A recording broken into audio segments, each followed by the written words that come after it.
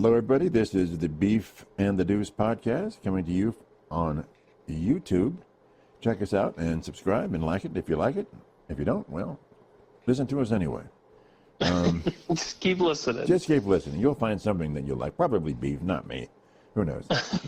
Check us out on X, Twitter. Beef's got a lot of stuff going on there. And, of course, it's always wild over there anyway.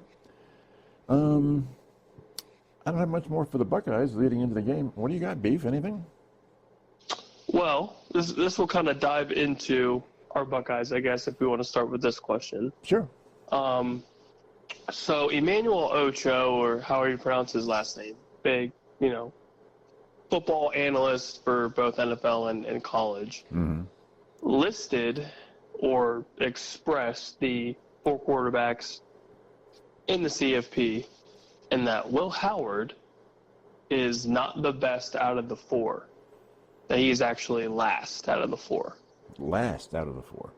Yeah. Do you agree? No. Disagree, and why? Well, Ocho's an idiot. I would say he's way better than the Notre Dame quarterback. Riley Leonard's definitely last. Right there. I mean, that's yeah.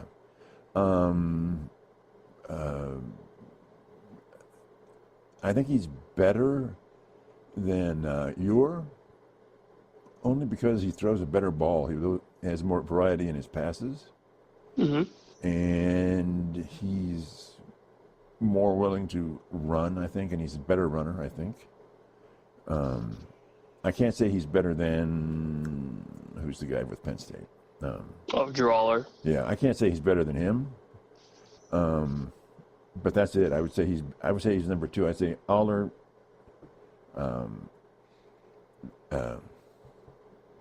Howard, and then I'm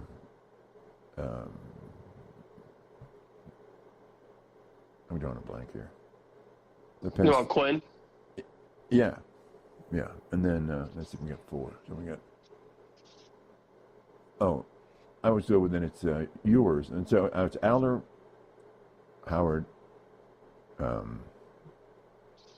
Clint Ewers, and then the Penn State. And then Riley Leonard. The Leonard guy, yeah. That would be my 4. What do you think? I think Will's the best out of the 4. Who's playing the best? I would put Will Howard 1 right now. Okay. I thought about it. Going into the final 4 teams. He's certainly hot right now. He's certainly the hottest quarterback now.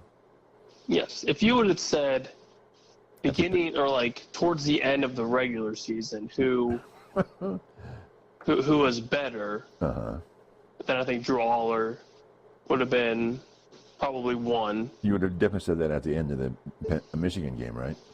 Yeah. Oh yeah. The hate was real for everybody, and and if there wasn't any hate, you're a damn liar. Yeah. But yeah, I mean, I think post Michigan, Will Howard's dominating. Nobody can stop him. Well, let's say if we go before the Michigan game, then forget that. Would it be? I still think that's about accurate. Would you say Aller's better than Howard before the Michigan game? Pre-Michigan, I would say yes. Because at that time, it was a little more so Travion and Quinshawn running the ball that complemented the pass. Yeah. Now, that's not to say Penn State wasn't running the ball just as well, if not better. But I think the times that Aller threw the ball and made plays with his arm, they were just overall better. Stat line was a little bit better. Yeah. Touchdown to interception ratio is a little bit better. And just overall better playing in the pocket, scrambling if he needed to. So let me ask you a follow-up with Aller and Howard then with this, and then sort of interrupt, and you can finish that. But I think Aller, they depend more on Aller to run, to scramble, to keep the ball moving down the field than Howard does. I mean, they really depend on him to make some plays that weren't there, whether they're designed or not. He's more of I have to run to keep this drive alive. Okay.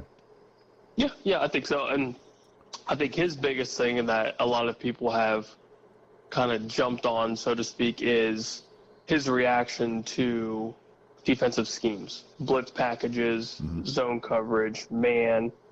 And his big thing is picking up the blitzes and making the right decisions. Right. That's where he gets in trouble, because it's not consistent. He's not consistent in those types of packages, which I think in turn will either make or break him tonight against Notre Dame. Yeah. Because he's going to need to be more than a game manager. He needs to have a couple big plays down the field, similar to what he did in the last round, where he had a couple of those deep balls down the field, those 40, 50-plus yard touchdown passes. And similar to what he did against SMU, where they just absolutely torched them. Yeah. So I'm in the minority, I found out, thinking that Penn State will beat Notre Dame. For Penn State to beat Notre Dame, what has to happen for Penn State? Penn State needs Drew Aller to have a couple of big plays. Okay. Because I think the rushing attack is going to be limited. Not completely eliminated, but it's not going to be those games like against SMU where they just utterly dominated, against Boise State where they just controlled the line of scrimmage. They were clearly a better team than both of those teams. I mean, they're just a better team. Yes, and then you go into Notre Dame week. There's no clear cut who's better, which is great. Which is good. I mean, it's going to be a phenomenal football game. So then, why do you like Notre Dame and everybody else? Apparently, I think the James Franklin effect is factor for sure against in big games. Right. Now that's not to say that the first two rounds weren't big games, because at the end of the day, you're in the CFP and you have to win against whoever you're facing, and he's done that. You have to win.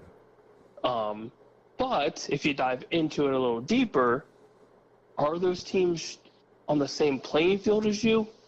No. Hell no. No. Hell no.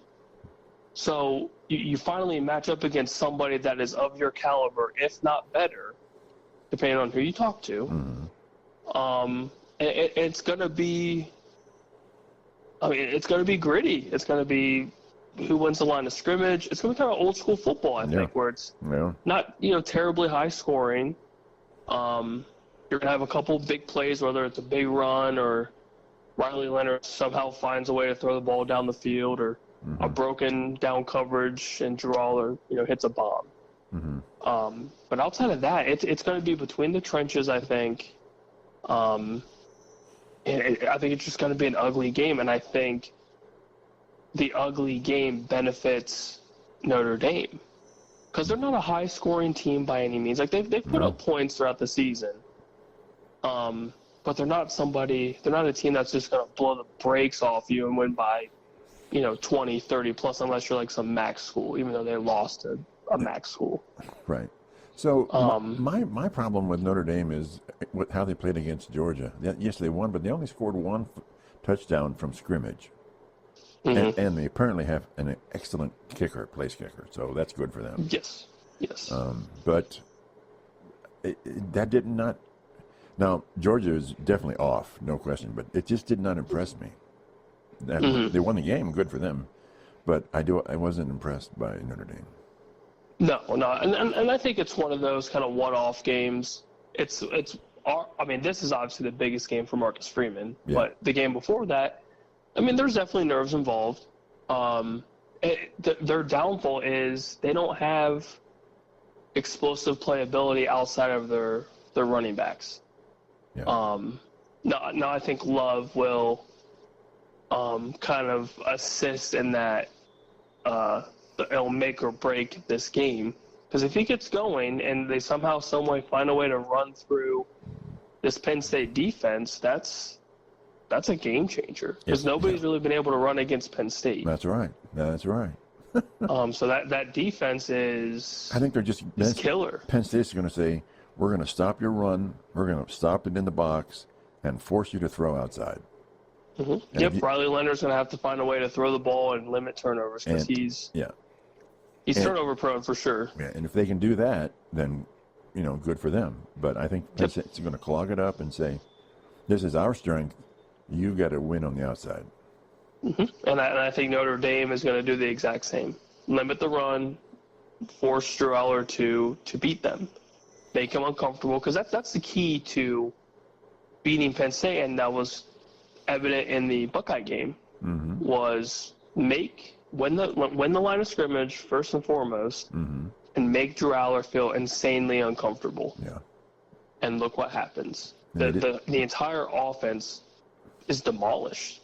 They didn't. Crushed. They didn't lose by much against. They didn't lose by much, but they should have lost by definitely a lot more. Yeah, it was not a good game for Ohio State. Yes, yeah. No, but yeah, I mean, there's a reason why the spread is only like 1.5 right now. That's not. Yeah, that's in favor of Notre Dame.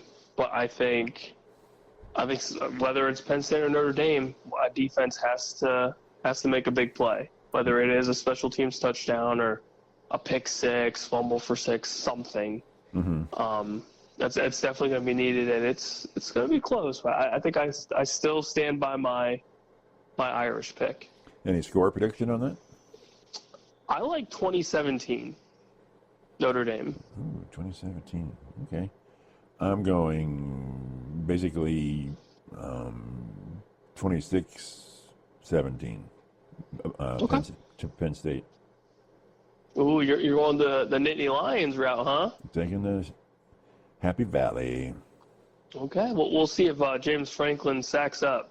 We haven't really seen it yet, so. Yeah, I'm also kind of thinking not hopefully, but that he can actually break out of this curse, but maybe not. Who knows?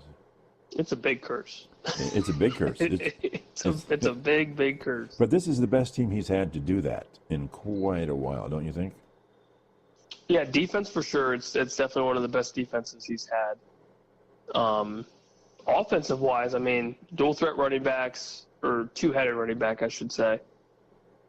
And then Drew Aller's developed. He's starting to develop more and more. He's coming into his own. Mm-hmm. And it's kind of make or break for him too, because say if he does get hot and they make it to the Natty, and if they win, then that changes the entire who's the best quarterback in this draft too. So I mean, there's a lot of pressure on his shoulders too. Yeah. In all aspects. Yeah.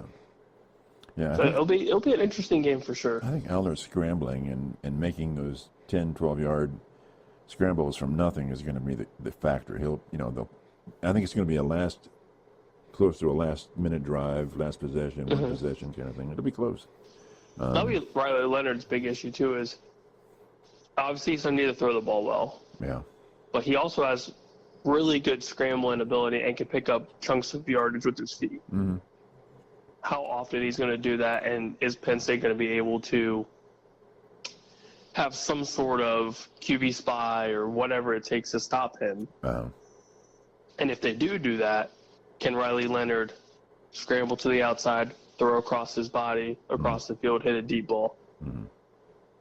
That's going to be the other thing. And that's where Will Howard is, excellent at, is those scrambles or those rollouts to one side, cross the body, throws across the field. Yeah. Similar to that Jeremiah Smith touchdown, the second one, where he is just naked out there. Nobody is around him. Yeah. So, can Riley Leonard hit one of those? Do they have any of those kind of play calls in the playbook? Mm-hmm. We'll see. But I didn't think I'd be as excited about this game as obviously the Buckeyes Longhorns game, but it's going to be a chess match, I think, and it's going to be who's the better coach. So okay, tell me I'm wrong, because you often do. Ohio State and Texas versus Penn State and Notre Dame. The quarterbacks for Ohio State and Texas are different than the two for the other teams. Howard and yours they don't depend on scrambling around. They got to pick it up. They have tools where they can distribute the ball, and the team will, hopefully for them, operate and go down the field, where I think you're really going to depend on your scrambling ability for Notre Dame and Penn State of the quarterback. Yeah, I think so. Just because I would say more so Riley Leonard than Drew Aller, just in the sense that we haven't really seen Riley Leonard just completely take over a game in prime time. It's the rushing attack, it's the defense. Yeah. Quinn Ewers and Will Howard have the benefit of having 5-star athletes. Yes. Better teams. Everywhere. Better teams, yeah. Yeah, just overall better teams, better playmakers on both sides of the football, even if we're going to put it in that aspect. Mm-hmm. I'm not saying Penn State doesn't have a bunch of 5-stars, because they do. Notre Dame has a bunch of 5-stars, but Penn State and Notre Dame, they don't have a Jeremiah Smith. Right. They don't have an Isaiah Bond for Texas. Right. They have these absolute just studs on the outside. They also don't have Travion Henderson and Quinshon Judkins. They don't have our defensive backfield, too. Yeah. No. So there's a lot that goes into, I mean, obviously a football game. Yeah. But if you're going overall better teams, it's definitely the matchups of Texas, Ohio State, way above Notre Dame, Penn State. So the team with the hardest path to the championship would be Ohio State, correct? 100%. I mean, Tennessee rated top 10, then, Oregon, and then Texas. I mean, clearly it's not Penn State. And no. Not really. And say if OSU beats Texas, which a lot of people have them winning pretty convincingly, which I hope doesn't jinx us. Yeah. But if you think of it, you absolutely clobber Tennessee. You embarrass Oregon.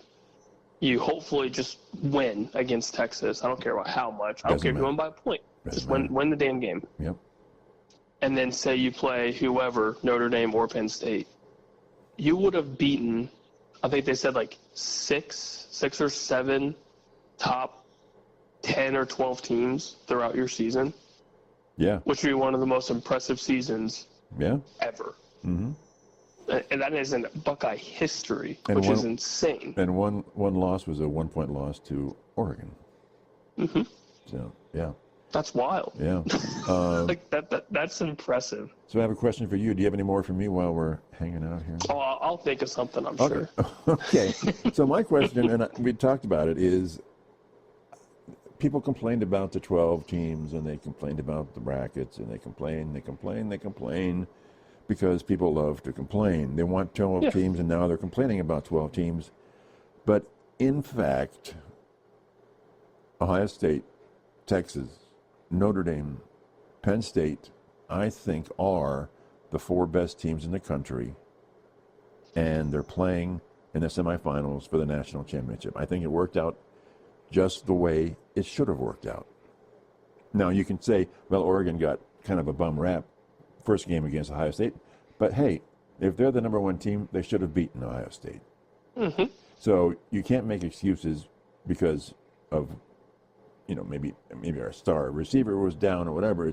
You play with who you play, and I really think that these 4 teams are the best 4 teams in the country. I mean, people complained all year long about Penn State being rated too high. Well, what are they now? They're in the top 4, and they got there by winning football games. So all credit to all these 4 teams, and I think they are the best teams.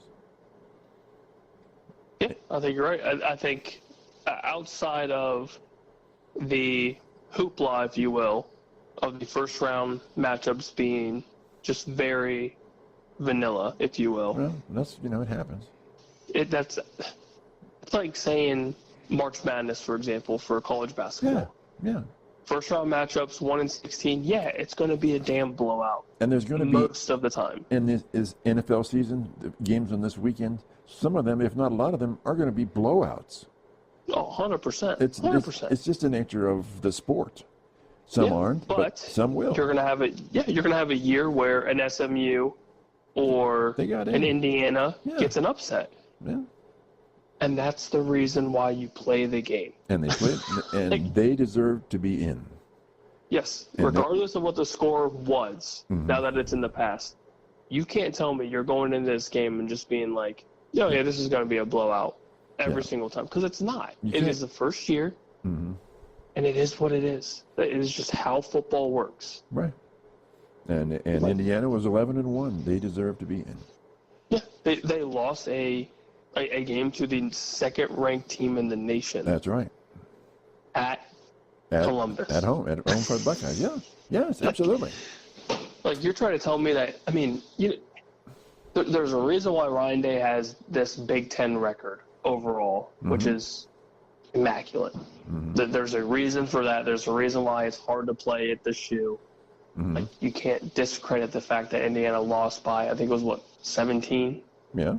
Like, it is what it is. They went in, obviously tried their best, lost. That's the only loss that they had throughout the season. They deserve to be in. Yeah. That's it. Yeah. Yeah. And you're going to tell me these Bama lovers out here, Bama should have been in. No. Bama's an embarrassment. They are. Alabama is an embarrassment. SEC has a lot of really good teams this year. Some of them kind of aren't, but they don't have the premier teams anymore. No. I don't think. I mean, the records would show they don't. Big Ten's taken over. Yeah. Fast. Very, very fast. Yeah, I think people are very scared down south for some reason. Oh yeah, well, especially with Penn State up and coming more so. Yeah. Not that they've never been around the top of the Big Ten. They've always, and Oregon, always a top tier team. Yeah.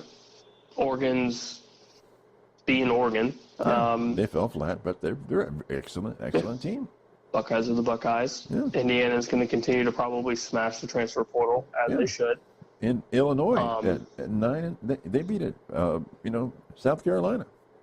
Yeah. I'm sorry, they beat another one of those vaunted SEC teams. Now maybe next year it's a little different, but as of right now, Big Ten's the daddy of football right now. That's right. So you got two Big Ten teams in the Final Four. Yep. Yep. What else can you ask for? Yeah. So. Yeah. I mean, Big Ten's doing work, and yeah, I don't have the more I think about it, like, would I have preferred 8 CFP teams? Yeah, probably. But I like how the 12-team model has set up. Yeah. As of, like, for this year, like you said, the best teams came out. Now they're in the Final Four. Final Four, yeah. And more than likely, you're going to get the 2 best teams, obviously, the winners of these games, in the national championship, because that's how it should be. That's how it should be. Yeah. I mean, I prefer 8 because I think then there's no buys. They just start playing. But 12 is fine. They can tweak the seeding a little bit next year. But other than that, I'm fine. I love it. I love this. Yeah. The only thing I hate is, and you can't change it, was the long layoff for the bye teams. Yeah. Well, they can change the schedule and deal with that. Yep. You know, like make it a little bit before, like, the NFL playoffs. I know that was a big complaint, was like it dives into the NFL playoff time, and like I get that complaint. Out of all the complaints that these people have, that's one I can be like, yeah, that makes sense, because there's, this, and then it kind of hedges into the NFL playoff weekend. Yeah. But it's only by, like, what, a day, 2 days? Because the NFL playoffs won't start until this weekend, obviously. And then the national championship would be, the Monday after this coming? Yeah. So, it's not that big of a deal. There's 2 ideas which I liked. They're from different people. Joel Klatt has an idea that the college football should end national championship in the Rose Bowl January 1 every year. I like that. Oh, I would love it. It's in the Rose Bowl. It's the granddaddy of them all. It's in the Rose Bowl on January 1. And another person said, I forget who it was, they said, the 4 teams that get the bye, let them play at their home stadium. And so then the first round would be bowl games at neutral sites. And then interesting. And then the winners of the 4 highest rated, then they get the home team, the home game. Which, okay, I mean, why not? I don't hate that. Yeah. I really don't. And then you move things up. Either you start the season a week earlier, or there's not that 2-week layoff between, or the first and second rounds had a 2-week layoff, I think, or something like that. That's no. Bunch it up. Get it 1-1-1, and just start playing football. Okay. I like that. I also really like the Rose Bowl idea. That's amazing. It's great. It's who doesn't want to play in Pasadena? Yes, it's the perfect site for football. Aside from Horseshoe, of course. Yeah, the Rose Bowl's. I mean, it's the spot. So like Emeka said in his like media thing, what do you want to call it, open media? Playing the granddaddy of them all, and that's obviously a big deal. And going into, I guess, this Texas game, if you will, I don't know if anything's bigger than the Rose Bowl. So I think this is not. I'm not gonna say not as important, but we kind of finished pretty high in the grand scheme of games. So just keep the ball rolling, I guess. And get that dub. All right, let's get to the NFL. Start with the AFC. First game up is Broncos and Bills. I thought we were talking about blowouts earlier, but you don't agree with me on that one, do you? I like a close game. I think the Broncos spread is 8.5. I think they cover it. But you don't think they win? No, I think they cover spread. I think they lose. But I think Denver's defense is a lot better than what people are giving credit for. Like the rushing attack for Buffalo will probably help give them the win with James Cook, obviously Josh Allen.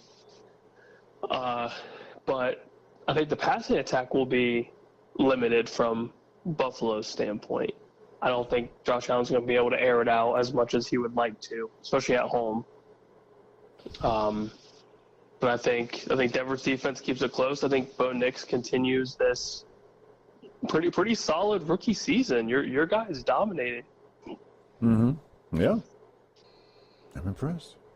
But anyway, yeah, I still think it's Josh Allen, but I think close. Okay, you have the Bills winning on that one. Yes. Steelers, Ravens. This could be a blowout, right? Yes, I think Steelers limping in is never good. It's in Baltimore. Yeah. Lamar Jackson's probably going to win another MVP. Right. They don't have Zay Flowers, so that's kind of a shot in the gut for them. But they have Derek. But you still have Derrick Henry. Oh my God. You still have. You got the train. You got this animal just ready to run it down your throat in January, in the cold. Nobody wants to tackle that dude. Right. I don't care if you're Pittsburgh or the Chargers. Nobody wants to hit that dude. Right. So I think Ravens big. Okay. Yeah, I kind of agree. What is the spread? Do you have the spread on that one? I think it was 10 last I looked. That's a lot for a pro game, right? 10? And playoffs. Yeah. That's almost embarrassing. Yeah. So what? Okay. What has to? Do the Ravens just have to completely screw up to lose this game? Yes. I mean, like they would almost have to not show up, physically not show up. Yeah. Yeah. Boy, the Steelers had looked really bad.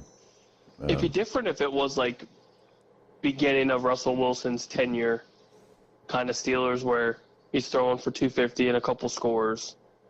They're running the ball well. I just, unless they can mix in Justin Fields early in the game and just give different looks to this Baltimore defense to at least establish some sort of threat, whether it's rushing attack, passing attack, or both, I don't think the Steelers have a chance. I think they're going to just stick with Wilson, though, don't you? They're not going to. I think so, but I think pull him. I think rushing packages could be big, and then maybe fake a run, have Justin throw a deep ball to Pickens or hit Freiermuth somewhere. Assuming that they catch the ball. Yes, somebody's got to catch the damn ball for them. It's been bad. Ooh. But yeah, having a losing streak going into the playoffs is never ideal. Yeah. Okay. So we're both saying Ravens. Do you think they Steelers cover that spread? I think it'd be more than 10. I think 10's generous. I think playoff games are usually close. I would be very lenient on the 10. Like, I think it's still going to be a blowout in the sense of, like, the Ravens just dominate early. Yeah. And then the Steelers play, like, this catch-up game in, like, barely cover or like get close to covering the spread. So you would say it's over 7, though, right? I would say over 7 for sure. Okay. I'm not a huge fan of double-digit spreads in general, just because, like you said, it's playoff football. It's the NFL. It's hard to figure out what's going to be a blowout, especially right now. I would say 7 for sure. 10 is. My gut says they cover it, but I don't like the 10. Mm-hmm. Like a touchdown and a field goal seems like a lot for the playoffs. All right. Chargers, Texans. I'm going to go Chargers on this one. I like Chargers all around. I think if you take money line, spread, whatever, I think the Chargers do. I think they're just the better team right now. Yeah. Texans obviously benefit from winning the division. Yeah. But Texans are not playing great. No, they're not. Not playing good football. And I think Herbert's hot at the right time. J.K. Dobbins is back and healthy. I think Zeke is good for them, especially this game.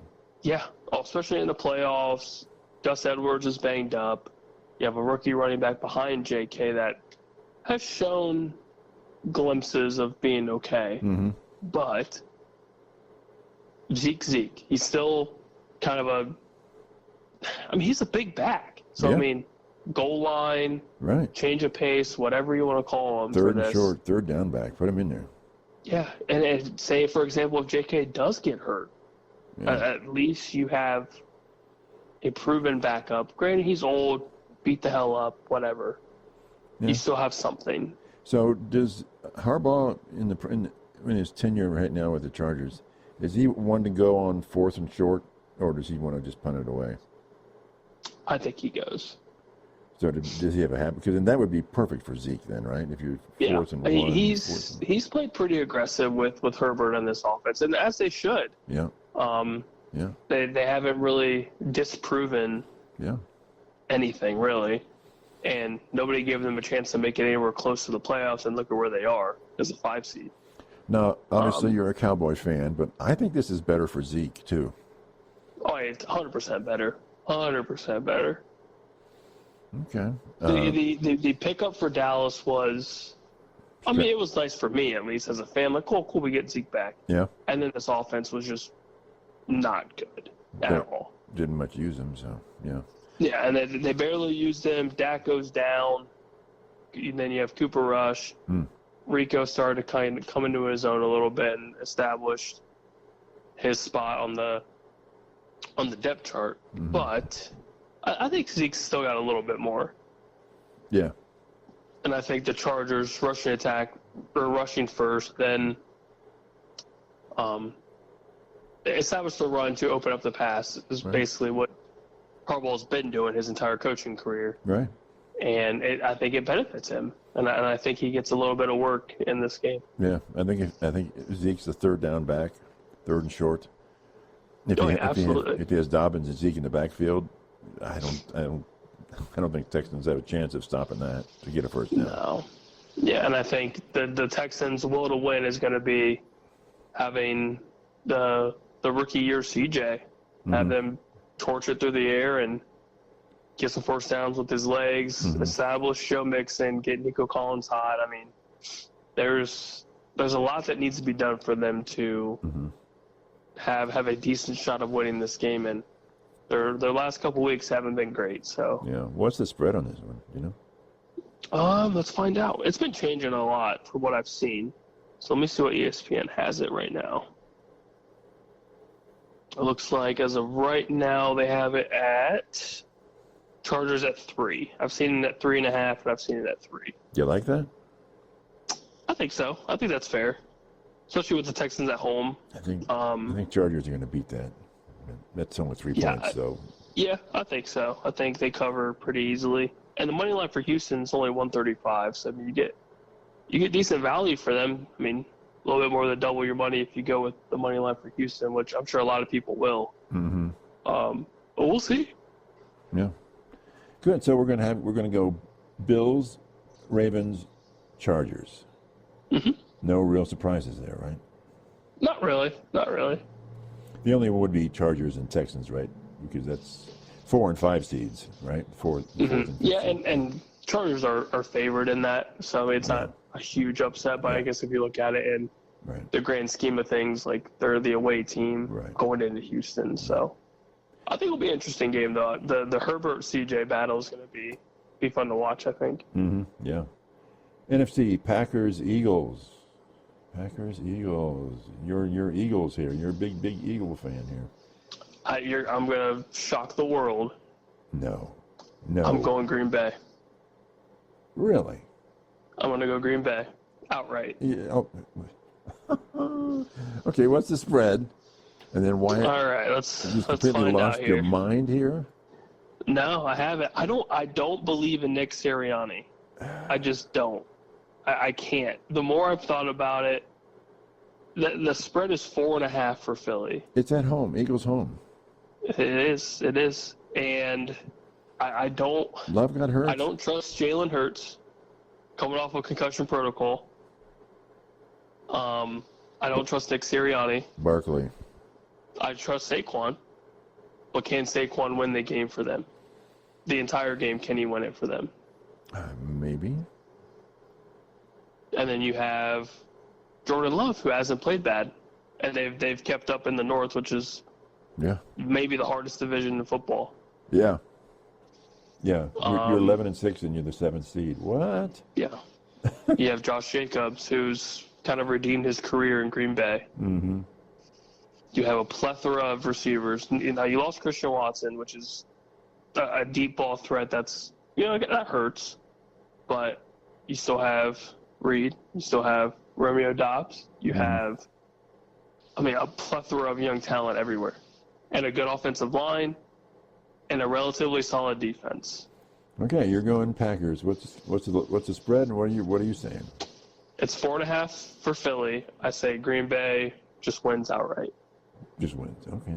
Yep, just wins outright. Oof. It sounds crazy. I know. Rolling the dice there. Yep, but I think the layoff from Jalen being hurt, coming off concussion protocol, is a big thing. Mm-hmm. Nick Sirianni is very, very hot and cold. He's pretty hot right now. He is hot now. I don't trust it. I don't trust him, and I think the layoff from Hurts and that protocol is. I think it's a little bit more than what people think. Is this just a bitterness out of a Cowboys fan talking here? No, I don't think so. Okay. It's for me. I can't. I refuse to go complete chalk for the playoffs. Okay. Like there has to be some upset somewhere. Yeah. And I think this is the one out of all the games for the weekend. Really? Okay. Okay. All right. I would disagree, but whatever. And most people will. I'm psychotic. Yeah. The next game of the NFC is Commanders and the Buccaneers. Boy, this one. My heart tells me I should go for the Buccaneers with Bake, but the Commanders are hot. They're good. They are. My decision through this was rookie quarterback in the playoffs. Yeah. And Bake.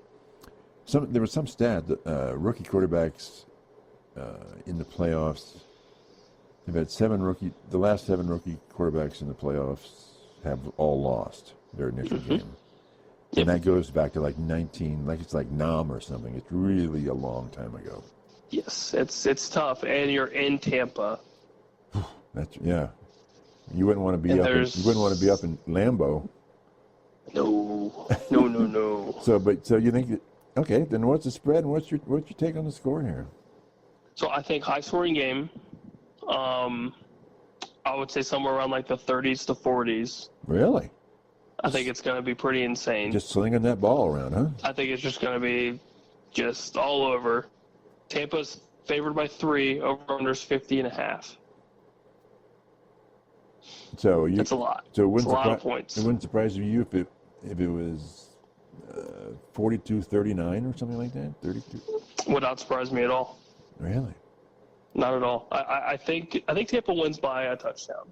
Okay, so you think they beat the spread? Yeah, I think so. And they are favored, right? Mm-hmm. Okay. Well, I want the Bucs to win, so. But it'd be great if the Commanders. That would be like an amazing story if they could win that game. Oh, absolutely, absolutely. Story. So let me ask you this before we get to the Vikings and the Rams. We have the number 7 seed, the Green Bay Packers, 11-6. Number 6 seed, the Commanders, at 12-5. What does that tell you about that division and the conference? 6 seed at 12-5. Get out of here. NFC's just crazy strong this year. Crazy strong. And the 5th seed, 14-3. Get out of here. Come on. It's insane. You can thank the NFC North for just completely blowing open the playoffs. My goodness. I mean, what do you got to do? Nobody expected that. Nobody expected it at all. Well, nobody expected that. Speaking of the Vikings and the Rams. I think the Vikings are going to win. Think so too. They got Minnesota favored by 1 point, so it is a legitimate coin toss. You think it's going to be that close though? I think Vikings win probably by field goal at least. Okay. Why do you think the Rams would keep it close? I mean, the Vikings put up points. I think close in the sense that, well, this has LA at home, which I don't think they're playing at home. I think they're probably playing in Arizona. Well, yeah. We don't know that yet, but yeah. But I think Minnesota's defense will prevail. I think they'll pressure Matt Stafford. And the Rams' biggest thing that is just driving me insane that I can't figure out outside of a fantasy football perspective, since we're obviously done with all that. Mm-hmm. I don't understand why the Rams just refuse to give Cooper Kupp the ball. Like, it's Puka Nacua, it's him only, and never Cooper Kupp. They tend to forget what Cooper Kupp did during their Super Bowl run. Mm-hmm. It baffles me, just absolutely baffles me. Now, Kyren Williams in the backfield, his rushing attack is solid, but I don't think he's going to be able to rush the ball effectively against that Minnesota front. Matt Stafford's key to victory is going to be, hopefully slinging it downfield and beating the secondary. Mm-hmm. But Minnesota's front can get to him probably a lot faster than he's going to be able to throw it downfield. Mm-hmm. And I think that Minnesota offense is better than LA's. So, yeah. I mean, have fun trying to stop Jordan Addison, Jones, Justin Jefferson, and obviously Sam Darnold being Sam Darnold. Yeah. There's a lot, and Kevin O'Connell and Sean McVay, that head-to-head is going to be fun to watch, I think. Yes, indeed. So we're going Vikings on that one, right? Yes. So, okay, Green Bay, Buccaneers, Vikings. So, number 1 seeds are the Chiefs and the Lions. Right now, who's your prediction to be in the Super Bowl? I got Lions, Bills. Okay. So you're saying Lions, Bills. Why the Bills? I'm doing it for the people. Even though you think they're going to have a rough time against the Broncos, but they're going to beat the Chiefs? I think so. Hey. I hate the fact that there's not a lot of people talking about the Chiefs. Yeah. Which is it's not typical because the last couple of years, obviously, it's always been Chiefs, whatever. Yeah. But I think Buffalo finally does it for the AFC, and I think everything goes through Detroit. Even with that defense being so banged up, all they do is put up points. So you have to outscore them at some point. And I don't think anybody in the NFC can outscore them. So who wins the Super Bowl then? I think the Lions do it. Okay. I think the Lions prevail. They're so due. They're so due. Yeah, well. And they've already faced so much adversity, and they continue to keep winning. Yeah. I mean, and Jared Goff's probably playing the best football of his career. But couldn't you say that about the Chiefs? Somehow they just keep winning. And what's scary for them and for them to make it, I think, is they have to lean on their defense, and they have all season basically. And like you haven't had like the very traditional Patrick Mahomes gunslinging. Right. Travis Kelce hasn't really taken over the ball game, and the rushing attack has been very, very basic. So they're a very quiet 1 seed, which is scary. But I don't. Do you think it's going to be Bills and Chiefs in the AFC Championship game? I think so. Yeah, I think so. And I think Josh Allen's due. And you think the Bills are just going to outscore the Chiefs, basically? I think so. Yeah, I think so. Okay. I think Josh Allen finally gets his. All right. And yet they don't win the Super Bowl. No. Go Lions. Go Lions. Okay. Well, anything else? We kind of covered it for this week, and then let's get some football going. Let's get ready. Yeah. Where am I going to? What watering hole will I be at tonight? I don't know. I guess we're gonna find out. I'll be at basketball practice. Basketball practice? Yeah, I got basketball practice for the little menace that they call my son. Oh, so I'll be. You got him playing basketball? Yep, he's starting today. All right. Power forward? Yep. Yeah, right. You right. might as well just start calling him LeBron right now, right? Yep, let's hope so. We got a basketball hoop in our living room trying to get him ready to go. So. Well, good luck for that then. Oh yeah. All right. Well, see you later. Bye.